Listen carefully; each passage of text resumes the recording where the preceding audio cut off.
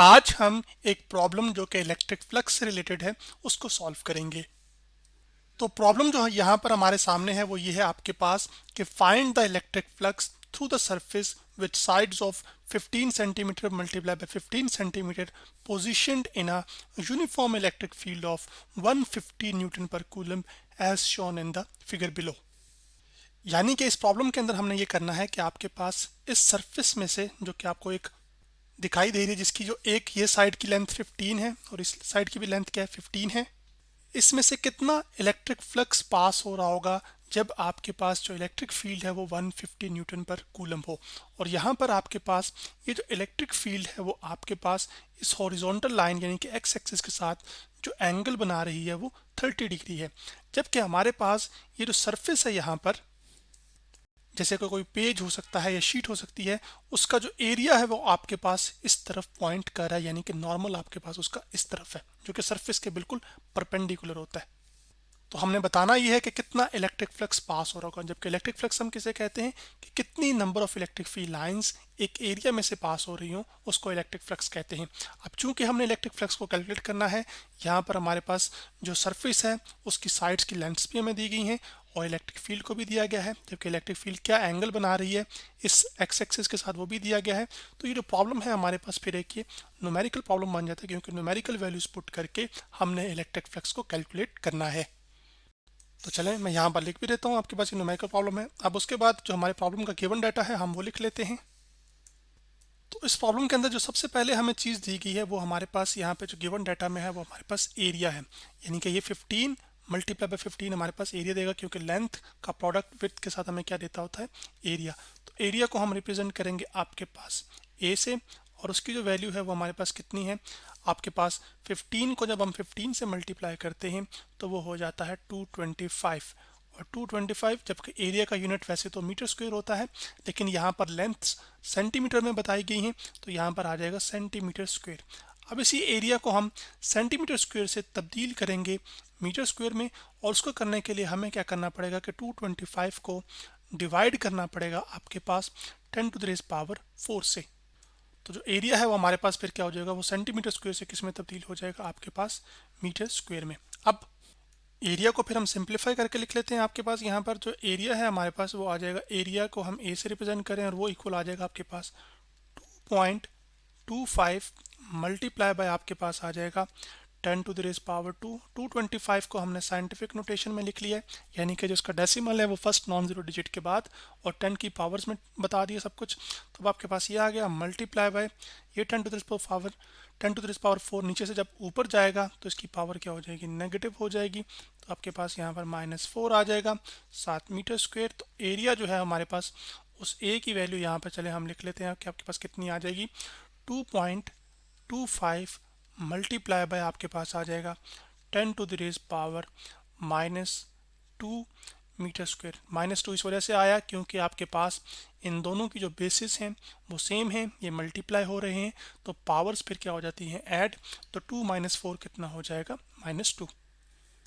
जबकि इसी प्रॉब्लम के अंदर हमें इलेक्ट्रिक फील्ड की वैल्यू भी दी गई है। तो इलेक्ट्रिक फील्ड क्या होती है कि जब आपके पास एक चार्ज जैसे कि पॉजिटिव या नेगेटिव चार्ज वो रुका हुआ हो तो अपनी सराउंडिंग में एक फील्ड क्रिएट करता है, उस फील्ड को हम इलेक्ट्रिक फील्ड कहते हैं। और जब उस फील्ड के अंदर कोई एक और चार्ज आता है तो उसके ऊपर एक फोर्स लगती है और उस फोर्स को हम इलेक्ट्रिक फोर्स कहते हैं। तो यहाँ पर आपके पास जो इलेक्ट्रिक फील्ड की वैल्यू है 150 न्यूटन पर कूलम है, जो कि मैंने यहाँ पर लिख दी है। अब एक चीज़ यहाँ पर जो आपने ध्यान रखना है वो ये रखना है कि आपके पास यहाँ पर एंगल की कोई इन्फॉर्मेशन नहीं है, लेकिन कुछ चीज़ें सवालों में ऐसे होती हैं कि वो आपको डायग्राम देखकर रीड करनी पड़ती है।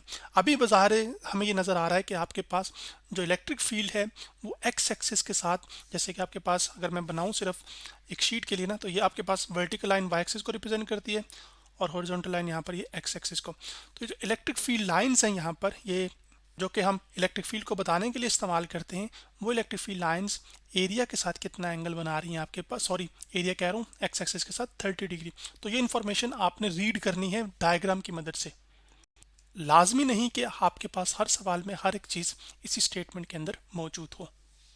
तो चलें फिर मैं लिख सकता हूँ कि आपके पास जो इलेक्ट्रिक फील्ड है वो एक्स एक्सिस के साथ जो एंगल बना रही है वो हमारे पास कितना है, उसको हम नाम दे देते हैं आपके पास थीटा 1 का लेट से। सो थीटा जो 1 है हमारे पास, उसकी वैल्यू यहाँ पर कितनी है, 30 डिग्री, जो कि मैंने यहाँ पर लिख दिया। तो जो चीज़ हमने मालूम करनी है सबसे पहले अब उसकी बात करते हैं, और वो क्या है, अब आपके पास इलेक्ट्रिक फ्लक्स। तो मैं यहाँ पे लिखूंगा आपके पास इलेक्ट्रिक फ्लक्स, और वो जो इलेक्ट्रिक फ्लक्स है आपके पास वो इक्वल होता है, यहाँ पर उसको हम रिप्रेजेंट करेंगे सिंबल फाई, फाई का सिंबल फ्लक्स के लिए, और नीचे यहाँ पर हम ई लिख लेंगे, जिसका मतलब है इलेक्ट्रिक फ्लक्स की बात की जा रही है, और ये आपके पास यहाँ पर एक क्वेश्चन मार्क, इसको फाइंड करना है।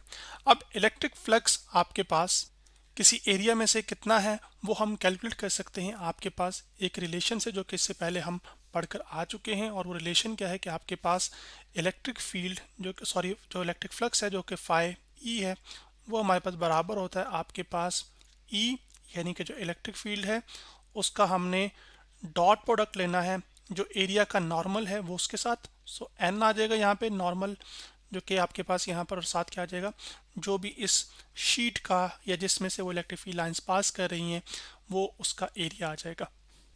अब ये जो इलेक्ट्रिक फील्ड लाइंस या इलेक्ट्रिक फील्ड एंगल बना रही है यहाँ पर आपके पास, वो तो एक्स एक्सिस का थीटा है ना, आपके पास जो एरिया है वो किस तरफ पॉइंट कर रहा है, चले मैं समझाता हूँ आपको थोड़ा सा।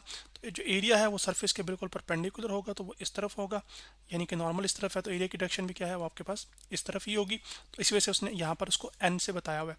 तो नॉर्मल की डायरेक्शन ये है। चलें उसके ऊपर एक हम हैट भी डाल लेते हैं ताकि ये यूनिट वेक्टर को रिप्रेजेंट कर रहा है। तो चलें मैं इसको इधर भी कर देता हूँ। अब आपके पास जो इलेक्ट्रिक फील्ड लाइंस यहाँ पे नजर आ रही हैं वो ऐसा लग रहा है जैसे कि इस पेज के अंदर आ रही है ना, ऐसे। तो ये अगर लाइन मेरे पास, अगर फॉर एग्जांपल मैं अगर समझाऊँ आपको, तो ये अगर लाइन मेरे पास एक्स एक्सिस की हो, फॉर एग्जांपल ये हमारी लाइन जो है वो एक्स एक्सिस की है, और आपके पास एक्स एक्सिस के साथ वो जो इलेक्ट्रिक फील्ड है हमारे पास, इलेक्ट्रिक फील्ड लाइंस यहाँ पर वो कितना एंगल बना रही थी, वो 30 डिग्री बना रही थी। तो वो उसको मैं यहाँ पर इस तरह से आपके लिए ड्रॉ भी कर देता हूँ कि ये एंगल कितना है आपके पास। लेट से इसको मैं थोड़ा सा एक्सटेंड कर रहा हूँ कि इलेक्ट्रिक फील्ड लाइंस गुजर रही हैं, ठीक है। तो आपके पास ये जो एंगल है वो दरअसल कितना है, वो 30 डिग्री है। लेकिन इससे हमें ये नहीं पता चल रहा कि आपके पास इलेक्ट्रिक फील्ड का नॉर्मल के साथ क्या एरिया है ना, तो वो हमने मालूम करना है। तो वो करने के लिए आपके पास ये इलेक्ट्रिक फील्ड और ये आपके पास नॉर्मल है, उसका एरिया मालूम।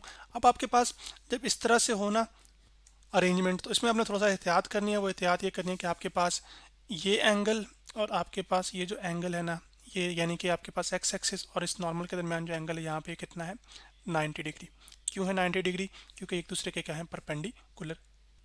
तो यहाँ पर आपके पास ये जो हिस्सा है इलेक्ट्रिक फील्ड का, वो इस एक्स एक्सिस के साथ जो एंगल बना रहा होगा वो भी आपके पास वही होगा जो ये बना रहा है। तो क्योंकि आपके पास जो ऑपोजिट एंगल्स होते हैं वो कितने, वो सेम होते हैं। तो आपके पास यहाँ पर ये 30 डिग्री आ गया, 30 डिग्री प्लस 90 डिग्री, ये कितना हो गया आपके पास असल में 120 डिग्री। तो जो इलेक्ट्रिक फील्ड और नॉर्मल के दरमियान असल में एंगल है वो 120 डिग्री का है, ना कि 30 डिग्री का। सो चलें इस बात को यहाँ पे मैं ड्रॉ भी करता हूँ कि आपके पास यहाँ पर जब आपने इलेक्ट्रिक फील्ड और नॉर्मल का एंगल देखना है तो वो उन दोनों की टेल्स के दरमियान का एंगल देखना है, ठीक है। ये बात जहन में रखिएगा जब भी आप इलेक्ट्रिक फ्लक्स की कैलकुलेशन कर रहे हो। तो आपके पास ये इस तरह से, तो ये जो एंगल है आपके पास ये असल में कितना है, 120 डिग्री का। अब जब हम यहाँ पर डॉट प्रोडक्ट ख़त्म करते हैं तो आपके पास फाई आ जाएगा इलेक्ट्रिक फ्लक्स, जो कि मैं यहाँ पे लिख रहा हूँ, और वो इक्वल टू आ जाएगा आपके पास इलेक्ट्रिक फील्ड का मैग्नीट्यूड, उसके बाद आपके पास आ जाएगा एरिया का मैग्नीट्यूड, और आपके पास आ जाएगा कॉस ऑफ थीटा। यानी कि जो एंगल है हमारे पास इलेक्ट्रिक फील्ड और नॉर्मल के दरमियान, और वो एंगल कितना है आपके पास, वो 120 डिग्री का है। तो अब उससे आपके पास यहाँ पर इलेक्ट्रिक फील्ड की हम वैल्यू पुट करेंगे। इलेक्ट्रिक फील्ड की वैल्यू हमारे पास 150 थी, तो मैं यहाँ पे 150 पुट करूँगा। जबकि जो एरिया की वैल्यू थी वो आपके पास यहाँ पर कितनी है, वो 2.25 multiply by 10 to the raise power -2 है। तो मैंने यहाँ पर ये कर दिया। उसके बाद आपके पास ये चीज़ होगी, और साथ आपके पास आ जाएगा कॉस ऑफ एंगल, और एंगल कितना है हमारे पास, वो थीटा एंगल कितना है, वो आपके पास 120 डिग्री है। तो मैंने यहाँ पे 120 डिग्री को पुट कर दिया। तो अब हमने सिर्फ और सिर्फ क्या करना है, सिंप्लीफिकेशन ही करनी है, यानी कि कैलकुलेटर का ही इस्तेमाल करना है। तो आपके पास जो फाई ई है यानी कि इलेक्ट्रिक फ्लक्स, वो यहाँ पर नीचे आपके पास बराबर आ जाएगा। मैं यहाँ पे इसको लिख लेता हूँ। तो 150 को हम 2 से जब 2.25 से मल्टीप्लाई कराते हैं, तो मैं आपके पास यहाँ पर कैलकुलेटर से 150 को मल्टीप्लाई करता हूँ आपके पास 2.25 के साथ। तो इसका आंसर मेरे पास आ जाता है, सॉरी मैं दोबारा कर रहा हूँ, 150 मल्टीप्लाई बाय आपके पास 25, तो आंसर आ गया हमारे पास 337.5। तो आपके पास यहाँ पे मैं लिख लेता हूँ 337.5, और साथ आपके पास ये जो 10⁻⁻² है, ये नीचे जाके आपके पास इसकी पावर क्या हो जाएगी, वो पॉजिटिव हो जाएगी, तो 10⁻² आ जाएगा, जबकि 10⁻² का मतलब होता है 100। तो मैं चलें इसकी जगह डायरेक्ट ठीक कर लेता हूँ, अब आपके पास 100 लिख लेता हूँ। तो अब आपके पास ये आ गया, और साथ हम कॉस का जो आंसर है ना, कॉस 120 का, वो कैलकुलेटर से कर लेते हैं। तो चलें अब सबसे पहले हम लिखते हैं, आपके पास इसको क्लियर करता हूँ मैं। सबसे पहले 120 में लिखता हूँ, उसके बाद मैं इसका जो ट्रिग्नोमेट्री पे जाता हूँ, यहाँ पे मैंने कॉस कर देना है, तो इसका आंसर कितना आ गया, -0.5। तो मैं यहाँ पर आपके पास लिख लूँगा, यहाँ पर ब्रैकेट में लिखूँगा, साथ आ जाएगा -0.5। तो अब आपके पास सिर्फ हमने क्या करना है कि इनको मल्टीप्लाई करके आंसर निकाल लेना है। तो माइनस साइन आ जाएगा, क्योंकि ये माइनस है और इसके साथ प्लस है, तो प्लस माइनस क्या होता है, माइनस मल्टीप्लिकेशन में। तो इसको मल्टीप्लाई करूँगा मैं आपके पास 337.5 से, तो हमारे पास आंसर आ जाता है आपके पास यहाँ पर 337.5 को मैं मल्टीप्लाई करूँगा आपके सामने 0.5 से, तो आंसर मेरे पास यहाँ पर आ गया है 168.75, और इसको मैं डिवाइड करवा दूंगा आपके पास 100 से, तो हमारे पास जो फाइनल आंसर है वो आपके पास आ जाएगा 0.016। तो 337.5 को जब 0.5 से मल्टीप्लाई किया था तो हमारे पास आया था 168, जो कि मैं यहाँ पे लिख रहा हूँ, पॉइंट साथ क्या आ जाएगा था 75, ये आंसर आया था। इसको हमने डिवाइड करना है किसके साथ, आपके पास 100 के साथ, और आपके पास जो फाइनल इलेक्ट्रिक फ्लक्स है उसका आंसर निकल कर आ जाएगा। तो वो जो इलेक्ट्रिक फ्लक्स है हमारे पास अब आ जाएगा आपके पास, इसको हमने डिवाइड करेंगे तो आपके पास आ जाएगा -1 चले मैं यहाँ पे कर भी देता हूँ, 337.5 को मल्टीप्लाई किया था 0.5 के साथ, तो ये आंसर आया था। इसी आंसर को अब हमने डिवाइड कर देना है 100 के साथ, तो आपके पास जवाब आ जाएगा 1.68। लेकिन चूंकि साइन यहाँ पे नेगेटिव है तो वो फिर आपके पास नेगेटिव साथ आएगा, तो यहाँ पे -1.68, और साथ आ जाएगा आपके पास इलेक्ट्रिक फ्लक्स का यूनिट, जो कि यहाँ पर हमारे पास होगा newton metre square divide by आपके पास आ जाएगा यहाँ पर कूलम। सो जो न्यूटन और कूलम है, यूनिट है हमारे पास असल में इलेक्ट्रिक फील्ड का, और एरिया का यूनिट होता है मीटर स्क्वायर, तो वो लिखा हुआ है। इसके साथ साथ इलेक्ट्रिक फ्लक्स का जो एक और यूनिट है वो हमारे पास वेबर है। अभी जो इलेक्ट्रिक फ्लक्स है ये नेगेटिव आया है, ये नेगेटिव क्या इंडिकेट कर रहा है, ये इसका भी फिजिकल आर्गूमेंट आपसे वो पूछ सकते हैं एग्जाम में। तो वो ये है कि आपके पास जो एरिया है ना, उसकी जो डायरेक्शन है ना, वो ऑपोजिट है आपके पास किससे, इलेक्ट्रिक फील्ड से। इलेक्ट्रिक फील्ड असल में इनसाइड जा रही है, जबकि जो आपके पास एरिया है वो आपके पास ऊपर की जानिब इस तरफ पॉइंट कर रहा है, उसकी डायरेक्शन। अब किसी एंगल पर ऑपोजिट है, एंटी पैरेलल नहीं एग्जैक्टली कि आपके पास एक ऊपर हो पूरे का पूरा, और जो इलेक्ट्रिक फील्ड है वो आपके पास पूरी की पूरी, सॉरी, अगर एरिया पूरे का पूरा ऊपर है तो इलेक्ट्रिक फील्ड पूरे के पूरे इस तरफ डाउनवर्ड हो। ये उस तरह से एंटी पैरेलल नहीं है, लेकिन ये इस तरह से हैं। तो एंगल अभी भी क्या है, वो आपके पास एंगल इस तरह का बन रहा है कि आपके पास वो जो इलेक्ट्रिक फ्लक्स नेट निकल कर आ रहा है वो हमारे पास क्या आ रहा है, वो नेगेटिव आ रहा है। तो आज हमने क्या किया कि आपके पास एक प्रॉब्लम जो कि इलेक्ट्रिक फ्लक्स से रिलेटेड था वो सॉल्व किया।